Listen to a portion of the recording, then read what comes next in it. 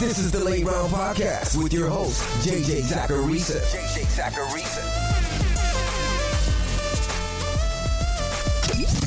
What's up, everyone? It's JJ Zacharisa in this episode 989 of the Late Round Fantasy Football Podcast. Thanks for tuning in. It's not too late to purchase the Late Round Prospect Guide. I know a lot of you are in the middle of your rookie drafts. Some of you haven't even started yours yet. The Late Round Prospect Guide is perfect for you. In it, you get 165 pages of information. There's detail on what goes into both my prospect and year 2 models. There are 80 prospect profiles, tons of year 2 player profiles, ZAP model scores for every player, and so much more. People have been loving the enhancements to this year's guide. I think you will too. I put a lot of time and effort into it. You can get your copy right now over on lateround.com for $19.99. And while you're on the site, at the very least, do me a solid, subscribe to the newsletter. It's absolutely free. That's all over on lateround.com. Now, inside that prospect guide, you're going to find my rankings. And since the final version of that guide was published, the rankings haven't really changed. Sometimes you get small changes here and there, but I feel decent about where things are at. Today, I'm going to talk through some of those rankings. And unlike the pre-draft version of this episode, rather than just going through the first round of single quarterback rookie drafts or the top 12, I'm going to talk through my top 5 tiers of drafts, which this year, it actually includes 16 players. I'll talk about why I rank the players where I rank them, and I'll give more detail on some of the game theory things that are going on through my head during rookie drafts this year. So without further ado, let's get to that first tier.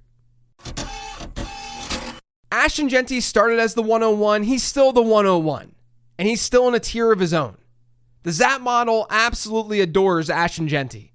When it was all said and done this year, Genty ended up with the second highest score in the model's history behind only Christian McCaffrey, and that's at running back. As I talked about a couple of weeks ago on the pre-draft rankings show, he pretty much just checks every single box, and then some. The only question mark you might have with Ashton Genty is that he's a little bit shorter, but that's not even something that goes into the ZAP model. And Genty landed in a spot for great immediate production. The Raiders' offense, sure, there's some question marks, but they address quarterback with Geno Smith, and the backfield doesn't have any existing running backs that we need to be concerned with. Not that we would be anyway with someone like Ashton Genty. Genty came out as the RB5 in my early projections. I think he's a clear first-round pick in redraft leagues this year. I know some of you are probably rolling your eyes when I said that because how could you possibly draft a rookie that high in your redraft league? But rookies with that kind of ADP historically have actually done quite well. We just remember the misses like Clyde Edwards-Helaire. And objectively, Ashton Genty is not Clyde Edwards-Helaire. Now, after the Genty tier in single quarterback leagues, I have 3 players. The first in this tier is Hampton. I talked a lot about Hampton leading up to the draft and how he seemed to have an edge over the non-Genty backs within the ZAP model. And post-draft, that was also the case. He had a ZAP score of 98.2, which set him above the Ohio State backs. Hampton got first-round draft capital, and as I said in the prospect guide, history really does favor him. 5 of the 9 bottom-half first-round running backs since 2011 have given us RB1 seasons in the NFL. And that trend continues when you look at the early parts of round 2. Prior to this year's draft, just 4 running backs with top 100 draft capital had a speed score of 110 or better and a best season reception share above 15%. DeMarco Murray's one of them, Todd Gurley's another one, and then there's also Saquon Barkley and Jahmyr Gibbs. Hampton is now on that list. Now, if you want to look at the downside with Hampton, it's probably short-term and situation-based. Now, everyone is rightfully excited about the general fit with the Chargers. Greg Roman loves his power backs. That's exactly what he's getting in Hampton. But the Chargers did sign Najee Harris this offseason. And like I talked about during the free agency period, Greg Roman offenses are better for a running back's floor than his ceiling. They'll get a lot of ground game work, but his backfields have averaged a target share rank of 26.3 during his time as offensive coordinator. Meaning his backfields, they rank 26th to 27th in target share on average. And Roman's actually never had a team backfield that ranked in the top 10 in PPR scoring. Now, I don't think that means that you avoid Hampton or anything. I think he's a near lock to give you an RB2 season across his first 3 years in the league. I'm just trying to give you both sides of the argument here. For me, though, Given his ZAP score and what we've seen historically from players like this, he's my 102. But look, I wouldn't fault you if you went with Travis Hunter or Tet McMillan in that spot. 2 players with top 10 draft capital. Travis Hunter ended up having the best score in the ZAP model at wide receiver, largely due to draft capital. I've talked about it on the show in the past. I won't get too far into the details here. But his collegiate production, it was just good, not great. His breakout score was well below average for a first-round wide receiver, and his per-route run profile, that wasn't anything special either. With that being said, I've been open, I've been transparent about being totally fine with kind of throwing some of that out. Because Hunter is such a unique prospect. He not only played in an offense that featured a whole lot of wide receivers in the field at once, which is naturally going to lower some of these numbers, but he also didn't prepare like a normal wide receiver would. There's reason as to why his numbers are lacking a little bit, more than any other wide receiver that we've arguably ever seen. The landing spot in Jacksonville, it's really not a bad one in my eyes. I see people saying, but he can't be the team's top wide receiver because they already have Brian Thomas. But projections don't really work that way. It's about target share opportunity, and there's plenty of that for the Jags in the short term. Just look at their depth chart. Not only that, but we see multiple teammates with strong fantasy seasons frequently at wide receiver. Since 2011, we've averaged 4 to 5 instances per year where we've had teammate wide receivers rank in the top 24 in PPR points per game. That's with a minimum 8 games played. When looking at top 12 seasons, we get 1 or 2 of them per year. To assume that Hunter can't live up to expectation and especially provide spiked weeks, that's a little bit foolish when you consider the type of prospect that we're working with here. And if you're buying into Liam Cohen's offense the way I think you should, then there's even more reason to be bullish. Now, obviously, we don't know exactly how much wide receiver Travis Hunter is going to play, but it sounds like the Jags see him primarily as an offensive weapon who can then help on the defensive side of the ball. That's exactly what we needed to hear from a fantasy perspective. And then, like I said, Tetairoa McMillan, he's also in this tier. If you want to go with Tet over Travis Hunter, I have absolutely zero problem with that. That's why they're in the same tier. But McMillan lands in Carolina, where we should feel pretty good about his immediate upside. Xavier Legette was an overvalued prospect according to the ZAP model. That's not just hindsight bias. And his year 2 score, it's not anything special either. Jalen Coker, he had an undervalued rookie season, but he likely wasn't going to be some super high volume earner. And then Adam Thielen, he's going to be 35 years old in August. McMillan can play all over the formation. He immediately becomes the most talented player in that offense. And to me, it's not really close. So while there may be somewhat of a ramp-up period to start the year, I fully expect Tetairoa McMillan to be the top target earner in Carolina by the time the season ends. Now with McMillan the player, I've said it all offseason, I don't think he's quite on the same level as like Drake London. And that's a player he often gets comped to. And there is this too. Prior to this year's draft, the only wideouts in the ZAP model who were selected in the top 10 with a breakout score below 90, McMillan's is 83, which is kind of average for a first-round wide receiver. But those top 10 wide receivers were Tavon Austin, Kevin White, Corey Davis, John Ross, and Mike Williams. That's not great. That's not who we want Tet McMillan to be associated with. And I've seen some people take that stat and kind of run with it. That's not the intent, though. That's not why I shared it. I think it's important to see all sides of these players analytically. I want to talk about the pros and the cons. Don't look at breakout scores being more predictive than the player's actual ZAP score. And McMillan's ZAP score is 96, which is extremely good.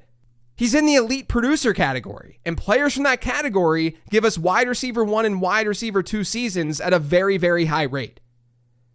I just want people to know that McMillan isn't the kind of lock that I felt with someone like Drake London.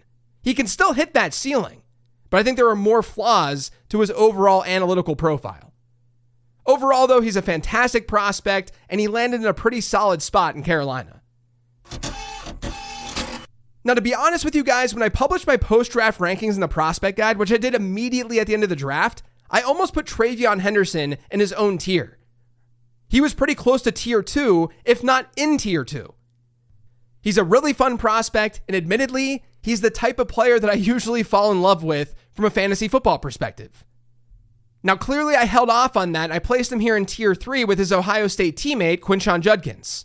But I do prefer Henderson more than Judkins. And the main obvious reason is pass catching. Now, Henderson received a score of 94.1 in the ZAP model. He was just outside the elite producer category. That's because he had a really strong 86.4 breakout score. He was able to produce in receiving yards per team pass attempt at an early age, but also at a big program. And that program, while this isn't in the model, that program had crazy wide receiver competition. And yet, he was still seeing a lot of receiving yards. That's how good TreVeyon Henderson is. The weird thing, though, is that according to the ZAP model, he had a really great breakout score while not having a high reception share. Usually, those two are going to go hand in hand. They're going to work together. When a player's catching a lot of passes in his offense, you'd expect him to have a high receiving yards per team pass attempt mark. That's what breakout score is based off of. But Henderson, his best season reception share was only 9.7%. But here's the thing, and this is not archetype commentary, but it's really interesting to me.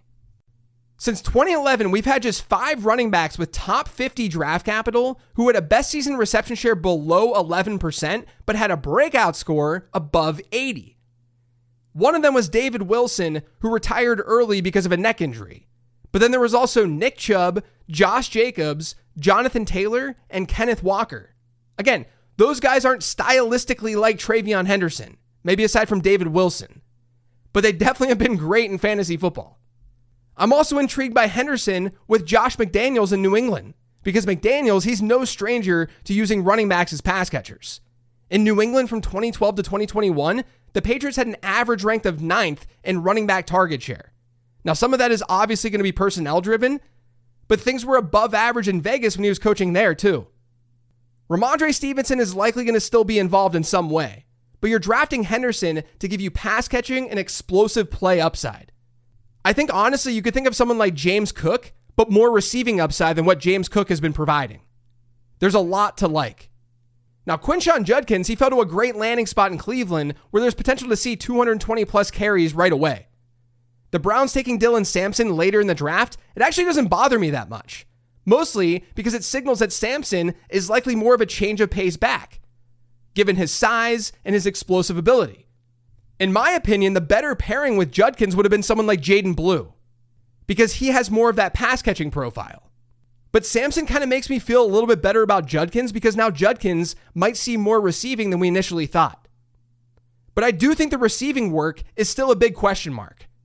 Judkins had below average marks in both reception share and breakout score within the ZAP model. We almost never see running backs with this kind of profile consistently hit double-digit percentage target shares at the next level.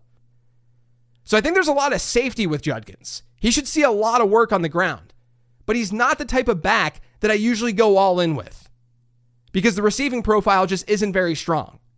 Honestly, I've been using Jonathan Taylor as sort of the upside comp for Quinshon Judkins in terms of what his workload might look like. But look at who he's replacing in Cleveland. I could see his ceiling looking more like what we saw out of Nick Chubb. The problem is that Nick Chubb was so good in fantasy football because he was unbelievably efficient. And we can't bank on that with Quinshon Judkins. Judkins, though, he had a ZAP score of 93.4 given his draft capital. I think he's a good prospect. Don't take any of this the wrong way. I just prefer TreVeyon Henderson more. And I think Judkins is sort of an easier guy to draft in more of a standard league or a points per carry league, not a full PPR one. Now, I'm following the ZAP model with this next tier. I'm placing just one guy in this tier. It's Emeka Igbuka. This really does feel like another Jackson Smith-Njigba situation. You get a slot player out of Ohio State going in a similar area of the draft. But that slot player, in my opinion, has the talent to be both an inside and outside receiver. But he's going to a team with established veterans. That makes his short-term outlook a lot cloudier. Now, it's clearly worked out for JSN. And I have to throw this caveat out there too. The ZAP model likes JSN a decent bit more than Igbuka. So things working out for JSN, it doesn't mean it's going to automatically work out for Emeka Igbuka. But Igbuka going to Tampa Bay is a little bit awkward. I talked about this last week, but the Bucs don't seem to be a team who cares that much about how a wideout was deployed in college. They took Jalen McMillan last year, who was a slot player in college. They didn't use him there at all in year one, even when Chris Godwin got hurt. And now they're doing the same thing with Emeka Igbuka. But I do think that Igbuka can play on the outside. his per route run numbers were strong from there. The pick was likely insurance for the Bucs. They took a valuable position, and it gives them good depth and more flexibility for the future. Because Mike Evans, he's going to be a free agent next year. And what if Chris Godwin isn't as healed as they think? What if he's not as ready as they think right now in May? This is just a situation where I don't want to overthink the landing spot too much. Of course, we'd rather have Igbuka get selected to a team with a more wide open depth chart. But there's plenty of time for development. Similar to what we've seen with JSN. Things can change fast.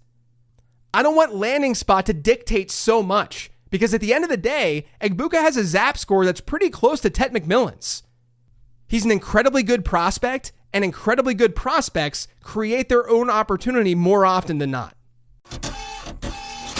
Now, after Igbuka is a tier that I'm calling the choose your own adventure tier, because it's sort of conveniently formed, and it allows you to kind of take the player that your team needs the most. And usually I'm not drafting based on need, I'm drafting based on value. But I will draft based on need when I have a tier like this. But this tier includes Matthew Golden, then Luther Burden, then Caleb Johnson, and then RJ Harvey.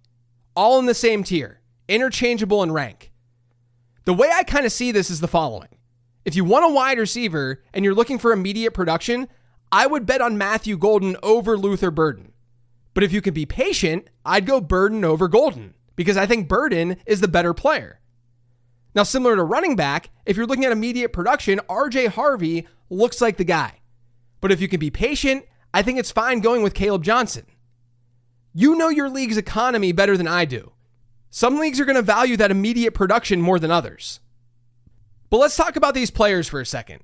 I talked through Golden last week, mentioning how Green Bay did this because they have a lot of solid but not great wide receivers on that roster. And also, Christian Watson, he's going to miss most of the 2025 season, and he's almost done with his rookie deal. Romeo Doubs, he's on the last year of his rookie deal too. So to get a wideout who can stretch the field on the perimeter, it's a perfect fit for Matthew Golden. He's definitely got a lot of analytical question marks, but he at least fell to the right spot. Now with Luther Burden, a lot of people are turned off by the fact that DJ Moore and Rome Odunze are going to be in Chicago for the immediate future, just given their contracts. But I don't think Ben Johnson and company make this selection without some sort of plan. Now Burden's not Amon-Ra St. Brown, but he did play a lot in the slot in college, and he can do a ton after the catch.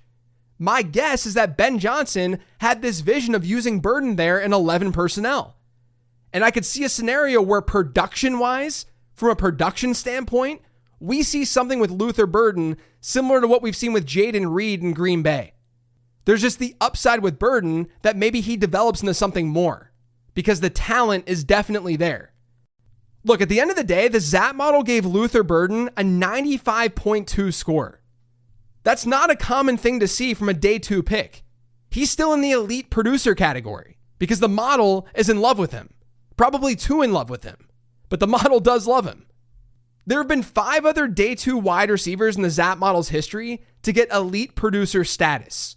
Jordan Matthews, Juju Smith-Schuster, Tyler Boyd, Marquise Lee, and Elijah Moore. You might hear those names and think, oh man, that's not very good company for Luther Burden. But I strongly disagree. When you look at day 2 wide receiver hit rates compared to that list is much better than the norm. 3 of those 5 players gave fantasy managers at least one wide receiver 2 season across their first 3 years in the league. I'm still in on Luther Burden. I actually might like Burden more because I think the landing spot is decent while others don't. That's causing him to fall in rookie drafts. Now with the running backs, I honestly would say that I'm like 50-50 between Caleb Johnson and RJ Harvey. If you're in a lot of leagues and you have the chance to pick one of these guys, I'd split it in half. Let me just lay out though what's going on in my brain right now. Harvey scored worse in the model than Johnson despite having better draft capital. And a portion of that is because of his age. Now, I'm not necessarily as concerned about the age thing as the ZAP model is. But with that being said, we can't lose sight of the fact that there are reasons that age matters in the ZAP model. One of those reasons is obviously we want these guys to stick around longer. So younger players get that edge. If a player is 21 years old versus 24 years old, we're going to prefer the 21-year-old player. But the other thing to really keep in mind is that when a player sticks around college and he plays more seasons, he has an opportunity to post better numbers overall. This is something that I talked about with Matthew Golden and his early declare status. His early declare status matters because he wasn't around for that 4th year of college to improve his numbers. How do we know Matthew Golden wouldn't have dominated as a senior? We have no idea. And the same thing kind of works in reverse. One of the inputs in the running back ZAP model is best season reception share. When you look at RJ Harvey's output in that statistic, his top season happened in 2024. He reached an 11.1% prorated share. In his 3 seasons prior to that, he was in the 8 to 9% range. And typically that kind of range without a good breakout score, which Harvey's breakout score is nothing special, it's a red flag when you have that combination. But he had that extra year and it bumped up his reception share to a more respectable range. So age is being factored in, not just because we want players who are generally younger, but because older players should have more robust production profiles. And to account for that, age is then factored into the equation. Now, Harvey was someone that I didn't really mind during the pre-draft process. He comped to Chase Brown in the ZAP model, and he's got the explosiveness to do well in an offense that's very favorable for running backs. Not only is that depth chart easily beatable, but the Broncos' offensive line should be one of the better units in the league over the coming seasons. So I'm in on Harvey. Situationally, it's awesome, and he has amazing big playability, and the Broncos clearly wanted him. Where I disagree with some of the Harvey takes are the people who say that age doesn't matter. I still think that it does, just from a profile and analytical standpoint. And where I don't agree is where some people are comping him to like Alvin Kamara and Darren Sproles, these pass-catching running backs who did well in Sean Payton's offenses. He's not a Sproles-y-like back, and he's not Alvin Kamara either. Kamara in the ZAP model had a 92 breakout score and a best season prorated reception share of almost 20%. That's almost double of what we typically saw from RJ Harvey. And Kamara actually didn't test as this really explosive athlete. RJ Harvey did. To me, if you want to comp RJ Harvey to one of those older running backs in the Sean Payton offense, it's probably more Pierre Thomas.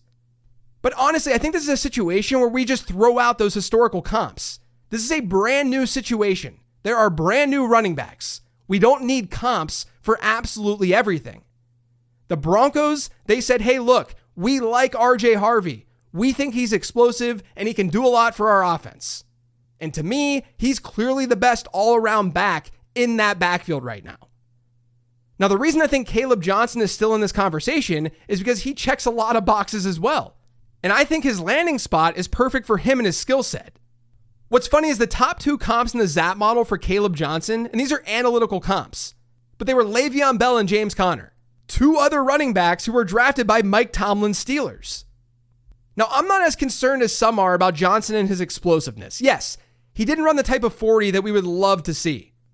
But at his size, his speed score was still above average. And his explosive run rate in college across his career was right in line with Quinshon Judkins. And it wasn't that far off from Amari and Hampton. We can sit here and say that he's just a Najee Harris replacement. And that's all we're going to get from him.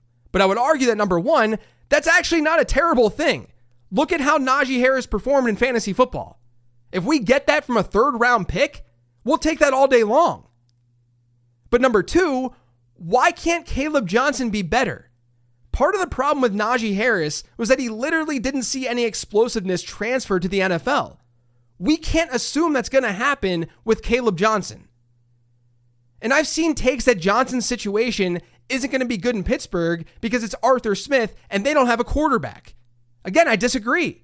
Arthur Smith is far worse for pass catchers than he is running backs. Pittsburgh was 14th in PPR scoring as a backfield last year. And that was on a team that was bottom 7 in offensive touchdowns. We've seen that before in Artie Smith offenses. Derrick Henry was great in Tennessee with Arthur Smith. They ranked 17th and 10th in PPR scoring as a backfield during his 2 years there as offensive coordinator. Then he went to Atlanta. That was from 2021 to 2023. And with questionable quarterback play, similar to what we have in Pittsburgh right now, the Falcons' backfields were 14th, 12th, and 4th in PPR scoring. I'm not sitting here trying to sell you guys that the Pittsburgh Steelers offense is going to be great and that this is a better situation than RJ Harvey's in Denver. It's not. But the Arthur Smith offense argument is far worse at pass catcher than it is at running back. Johnson's going to be the big-bodied back in that backfield, and he's going to split that backfield with Jaylen Warren more than likely in 2025. But there's obviously injury upside. And if Johnson shows out and he does well, he could be a bell cow as early as 2026 because Jaylen Warren is a free agent. And I think Johnson has a real shot to get to that point. He was labeled as a low-risk profile in the ZAP model, which means the model saw him as undervalued versus where he was actually drafted by the Steelers. Prior to Johnson getting picked up by Pittsburgh, the ZAP model had seen 11 running backs drafted in round 3 with a low-risk draft capital delta. 10 of those 11 have had the opportunity to play 3 or more NFL seasons. And of those 10, half of them gave fantasy managers at least one RB2 season in one of their first 3 years in the league. 4 of them were RB1s. Now that 50% hit rate of getting RB2 seasons, that's far better than the 15% rate that we get from all other round 3 backs. There's a lot to like with Caleb Johnson. He's not as flashy as RJ Harvey, and again, I don't have a strong preference in which direction you go here. Just know that I'm pretty high on both players from a dynasty perspective. We'll close out today's show with one more tier. This is where I'm placing the first round tight ends in Colston Loveland and Tyler Warren. The tight end ZAP model likes both Loveland and Warren, placing them in the elite producer category. It does prefer Loveland though. He's just the 5th first round tight end in the model's history, which dates back to 2015, to have a career yards per route run rate above 2. The other players are David Njoku, Kyle Pitts, Dalton Kincaid, and Brock Bowers. And Kincaid being on that list is kind of an outlier because he was more than 2 years older than anyone else on that list when he was coming out. So really, Loveland's comping closer to the other dudes on that list, not Dalton Kincaid. Now, neither one of these tight ends tested. That's definitely a bummer.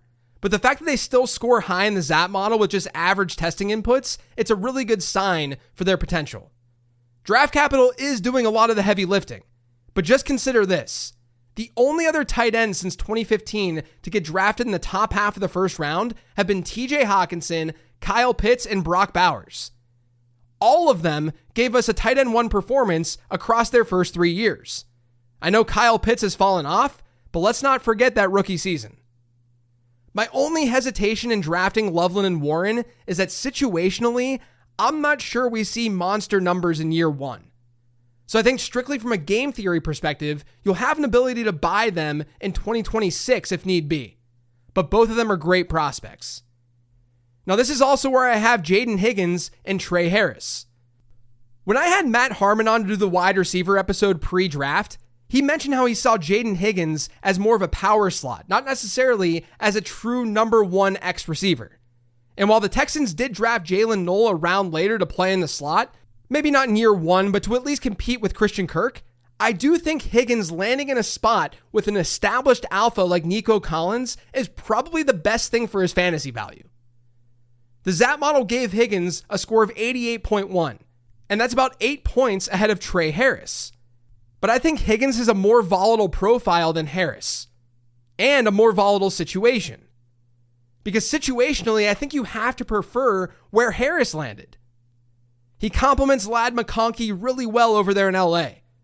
He can take on some of the perimeter stuff, and he can basically just step in and replace what they lost in Josh Palmer.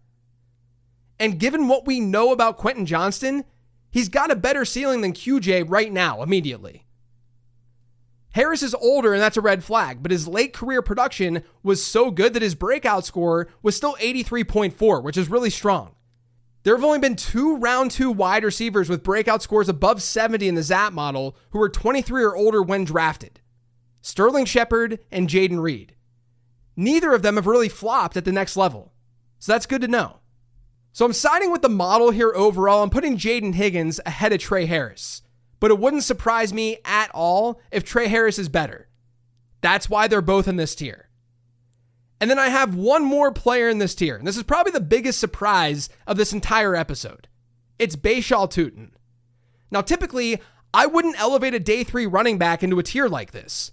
But the ZAP model just really likes Bashal Tutin.